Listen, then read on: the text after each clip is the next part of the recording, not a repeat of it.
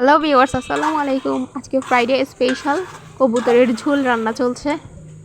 আফরিদা আব্বুর সাথে বাজারে গিয়েছিল আর ও সেখানে বাইনা ধরেছে কি ও কবুতর খাবে। তো ওর বাইনা দেখে আব্বু কবুতর এক জোড়া নিয়ে আসছে, একটু বাচ্চা টাইপের। ওর সামনেই সবটা করলো, এই যে কবুতর জবাই করলো, কবুতর নিয়ে আসছে ও। বাচ্চাগুলো কত ছোট্ট, দেখে অনেক মায়া লাগতেছিল, কিন্তু কি আর করার, বাইনা বলে কথা। এখন সেগুলো কাটাকুটির পালা। আম্মু কাটতে নিয়ে বসে গেল। এই যে এগুলা সব পালক ফেলে দিয়ে সুন্দরভাবে এগুলা কাটতে শুরু করলো।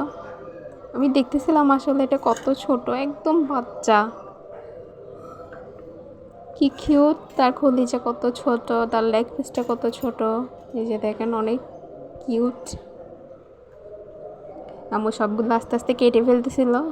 এই যে কাটার পর দুইটা কবুতর মিলে হচ্ছে মাত্র এইটুকু মাংস। এই যে ছোট ছোট পিসগুলা অনেক সুন্দর।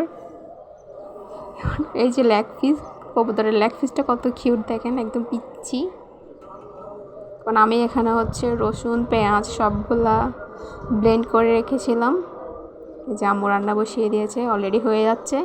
এটা হচ্ছে কষাতে দিয়েছিল, খুব ভালোভাবে কষিয়ে নাড়াচাড়া করে তারপর সেখানে আলু দিয়ে দিয়েছিল। এগুলো কিন্তু সেদ্ধ আলু কেটে তারপর ওখানে দিয়ে দিয়েছে। ওর সাথে একটু ঝোল দিয়ে দিয়েছে, যেহেতু কবুতরের ঝোল রান্না করব। ভালোভাবে মিক্স করে দিচ্ছিল সবগুলা, খুব সুন্দর একটা স্মেল আসতেছিল। এই যে রান্না প্রায় এখন শেষের দিকে। রান্না এখন শেষ, আম্মু কিছুটা বক্সে তুলে রাখতেছিল। আর আফ্রিদা যদিও বায়না করেছিল কবুতর খাবে, কিন্তু শেষে সে আর খেতে পারে নাই, তার অনেক মায়া লাগতেছিল। সে কেনার পর থেকে জবাই করা পর্যন্ত পুরো কাটাকুটি সব দেখেছে। এখন খাওয়ার সময় তার নাকি সব মনে পড়ে যাচ্ছিল। Thanks for watching.